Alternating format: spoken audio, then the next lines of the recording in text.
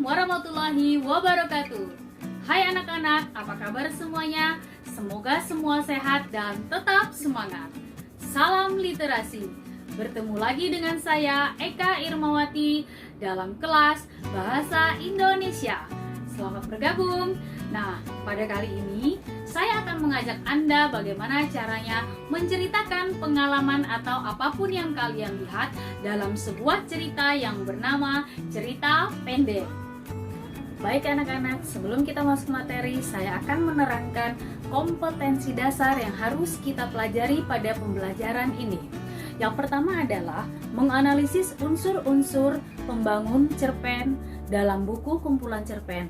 Dan yang kedua adalah mengonstruksi sebuah cerpen dengan memperhatikan unsur-unsur pembangun cerpen. Lalu, tujuan pembelajaran hari ini adalah tentunya kita dapat membangun sebuah cerpen dengan memperhatikan unsur-unsur pembangun cerpen tersebut. Baik anak-anak, kita pahami dulu pengertian dari cerpen atau cerita pendek.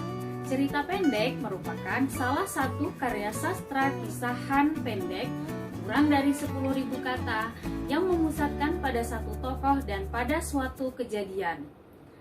Lalu, kenapa dikatakan cerita pendek? Nah, karena cerpen memiliki ciri-ciri sebagai berikut. 1. Kurang dari 10.000 kata. 2. Beralur tunggal atau lurus. 3. Tokoh tidak mengalami perubahan nasib. 4. Selesai dibaca sekali duduk.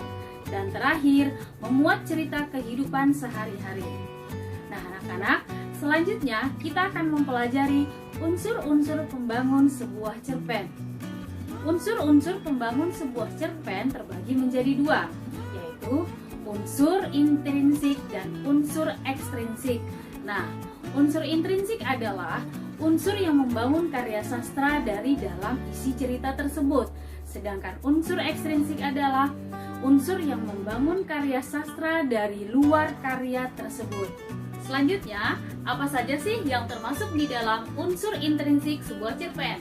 Nah, yang pertama adalah tema, 2. Tokoh dan penokohan, 3.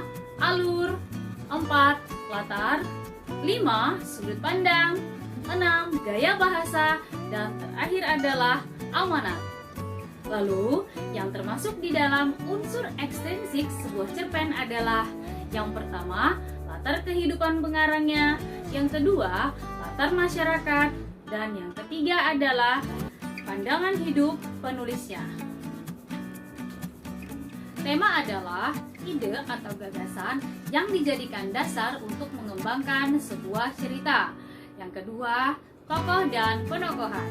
Tokoh adalah pelaku yang berperan dalam cerita, sedangkan penokohan adalah karakter yang digambarkan melalui tokoh tersebut. Yang ketiga, alur. Alur adalah pola pengembangan cerita yang bersifat kronologis. 4. Latar. Latar meliputi latar tempat, latar waktu, dan latar suasana. Yang kelima, sudut pandang, yaitu kedudukan atau posisi pengarang dalam cerita tersebut. Dan yang keenam adalah gaya bahasa. Gaya bahasa merupakan bahasa yang digunakan pengarang dalam mengembangkan kisahnya atau ceritanya. Dan yang terakhir adalah amanat. Amanat berkaitan erat dengan tema. Nah, ketika tema yang diambil adalah tentang persahabatan, maka biasanya amanat yang disampaikan oleh pengarang adalah bagaimana cara menjaga persahabatan tersebut. Selanjutnya kita akan mencoba menganalisis unsur-unsur pembangun dalam sebuah cerpen pada buku kumpulan cerpen. Kali ini kita akan menganalisis cerpen berjudul Cinta Itu Kalian, karya Eka Iwe Ibad. Tema pada cerpen ini adalah tentang persahabatan. Persahabatan itu nyaris bubar. Satu semester terasa hambar dan sepi. Namun, Hilma selalu saja berusaha menghidupkan kembali persahabatan yang dibangun sejak SMP itu. Tokoh dan penokohan. Tokoh dalam cerpen ini adalah Alin.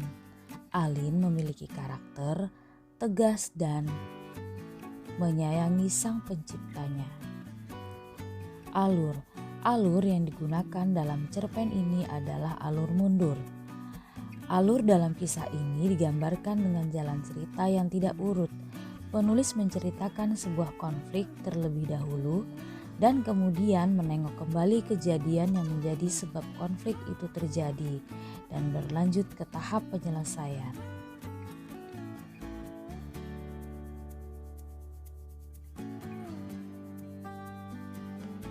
Siang ini tidak begitu ramai dibanding jam istirahat pertama. Hanya terlihat beberapa siswa yang membeli atau sekadar duduk-duduk di kursi panjang kantin itu. Kata siang menunjukkan latar waktu. Tidak begitu ramai menunjukkan latar suasana. Kata kantin menunjukkan latar tempat. Aku main ke rumah ya Lin, ucap mantan ketua OSIS itu. Malam minggu ini main doang, masa iya nggak boleh? Ucapnya serius. Alin tampak acuh.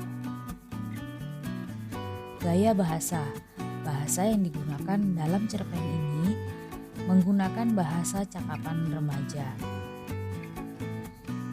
Sudut pandang pada cerpen ini yaitu orang ketiga. Dapat dilihat pada teks berikut. Suasana kelas masih ramai. Alin membuka gawainya dan membaca pesan singkat dari Hilma. Ia pun memperlambat berberes-beresnya. Penggunaan kata Alin dan kata ia merupakan gambaran orang ketiga. Amanat merupakan esensi dari sebuah cerita. Adapun amanat atau pesan dalam cerita ini adalah yang pertama, pentingnya dalam menjaga persahabatan. Yang kedua, saling mengingatkan dalam kebaikan. Yang ketiga, taat kepada Sang Pencipta. Amanat ini dapat kita pahami jika kita sudah membaca cerita secara keseluruhan. Baik anak-anak, setelah kita menganalisis cerpen berdasarkan unsur-unsur pembangunnya, maka setelah ini kita akan mengonstruksi sebuah cerpen dengan teknik curhatmu, yaitu curahan hati darimu. Nah, silahkan kalian mencurhatkan isi hati kalian kepada teman-teman kalian, lalu teman kalian akan membuat sebuah cerita pendek berdasarkan curhatan tersebut. Mari kita coba, kamu pasti bisa. Makan cempedak di Samarinda, buahnya manis, enak rasanya. Gunakan bahasa sopan tertata, jadikan diri sukses sesungguhnya. Baiklah, saya akhiri. Semoga pelajaran ini bermanfaat untuk kita semua. Wassalamualaikum warahmatullahi wabarakatuh.